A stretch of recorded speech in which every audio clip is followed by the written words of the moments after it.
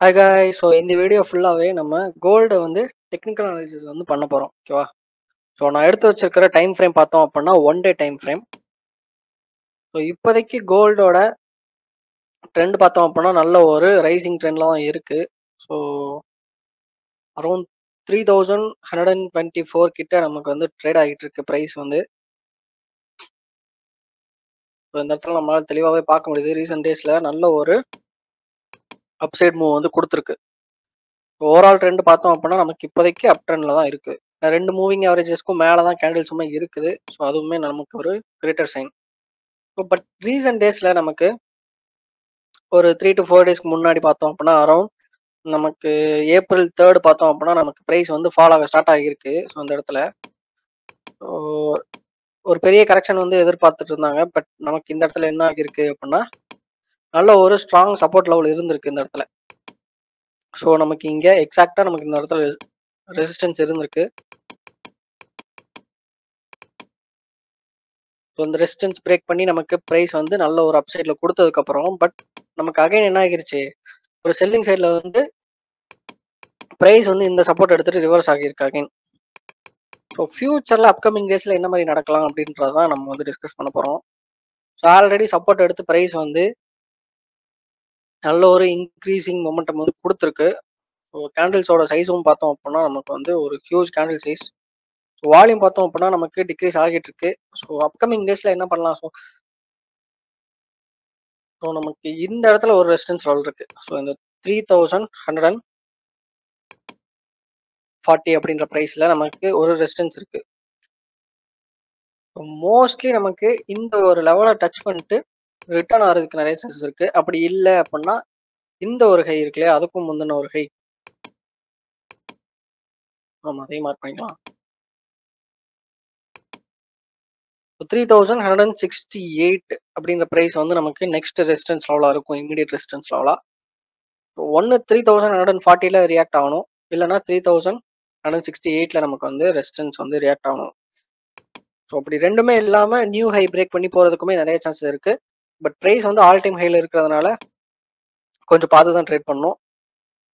ஏன்னா இப்போதைக்கு நமக்கு ஒரு டாப் வந்து ஃபார்ம் ஆகிருச்சு, ஒன் ஃபார்ம் ஆகிருச்சு. இப்போ செகண்ட் ஃபார்ம் ஆச்சு அப்படின்னா நமக்கு நம்ம எதிர்பார்க்குற இந்த டபுள் டாப் பேட்டர்ன் வந்து ஃபார்ம் ஆச்சு அப்படின்னா நமக்கு மோஸ்ட்லி நமக்கு ப்ரைஸ் வந்து அகைன் இந்த ரெசிஸ்டன்ஸ் லெவல் அப்படி இல்லைன்னா இந்த இடத்துல ஒரு ரெசிஸ்டன்ஸ் லெவல் இருக்குது. ஸோ இதை ரீச் பண்ணுறதுக்கு நிறையவே சான்சஸ் இருக்குது. ஓகேவா? ஸோ இது இன்னுமே நம்ம வந்து ஸ்மாலர் டைம் ஃப்ரேமில் கொண்டு போய் பார்க்கலாம். So around 4 hours. ஸோ நம்ம 4 hours எடுக்கிறப்போ இன்னுமே நமக்கு வந்து கிளியராக கிடைச்சிருக்கு.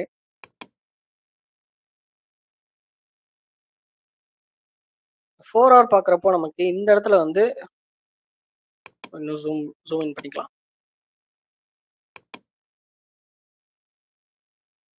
4 hours பார்க்குறப்போ நமக்கு இந்த இடத்துல வந்து ஒரு சப்போர்ட் இருந்திருக்கு, கரெக்டா?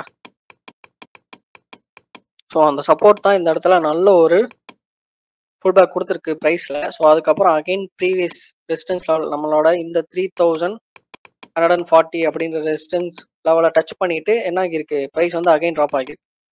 ஸோ எக்ஸாக்ட் சேம் திங் தான் இப்போவும் நடக்குது.